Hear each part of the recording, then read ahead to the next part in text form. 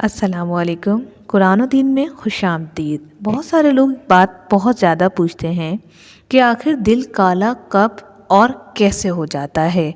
आखिर कुरान पाक इसमें क्या फरमा रहा है, इस वीडियो को जानिए और मुकम्मल वॉच कीजिए। अगर अभी तक आपने हमारा चैनल कुरान और दीन सब्सक्राइब नहीं किया तो सब्सक्राइब कर लीजिए और बेल को लाजमी प्रेस कीजिए ताकि आपको इस तरह की मालूमाती वीडियोस, वज़ाइफ और इस्लामिक इन्फॉर्मेशन मिले नोटिफिकेशन में सबसे पहले। तो दिल को काला करने की पहली चीज़ है गुनाह और नाफरमानी।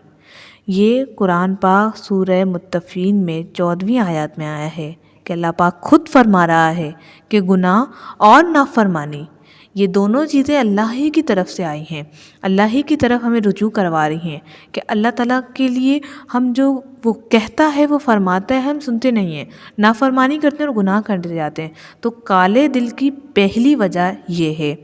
नंबर 2, कुरान मजीद को छोड़ना। सूरह तौहा आयत नंबर 124। कुरान मजीद को दो लोग छोड़ देते हैं, पढ़ते नहीं हैं, उनका भी दिल आहिस्ता आहिस्ता काला हो जाता है।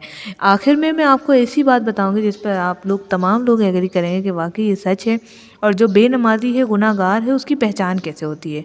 नंबर 3 पे मैं आपको बताऊंगी दुनिया की लालच।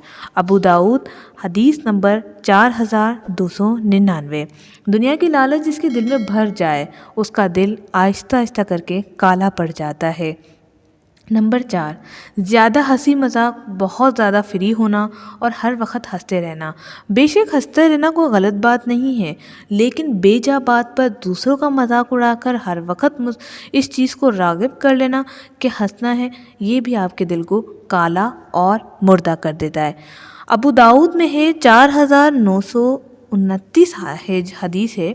इसमें लिखा हुआ है कि गाने सुनने से भी आहिस्ता आहिस्ता करके दिल काला हो जाता है। इसके अलावा सही बुखारी 2101 में लिखा गया है कि बुरे दोस्त, बुरी मजालिस, बुरी सोहबत ये आपके दिलों को काला कर देती है। नंबर 7 में बताना चाहूँगी ज़्यादा खाना और ज़्यादा सोना।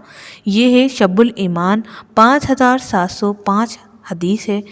ज़्यादा खाना और ज़्यादा सोने से मुराद ये है कि कुछ लोग जो है इस कदर खाते हैं, खाने के बाद क्या होता है कि हमारा डाइजेस्टिव सिस्टम वर्क करना शुरू हो जाता है। दिमाग को खून ना पहुंचने की वजह से हमारा जिस्म सुस्त पड़ जाता है, जिसकी वजह से हम इबादत से दूर हो जाते हैं। और जब हम इबादत से दूर होते हैं तो याद रखें हर चीज़ से हम दूर हो जाते हैं और आखिर में दिल काला हो जाता है। नंबर 8, दुनियावी गुफ्तगू की कसरत। सुनन तरमीज़ी 2411। दुनिया की गुफ्तगू से मुराद ये है कि वो तमाम गुफ्तगू, वो ऐसी बातें जो सिर्फ दुनिया की हैं। फ़लाँ शख्स ने ये लिया, फ़लाँ शख्स ने ये किया, तुमने क्या किया, पेट्रोल बढ़ गया, ये न्यूज़ में आया है, ये तमाम बातें दुनियावी हैं और इसकी कसरत इंसान के दिल को काला कर देती है।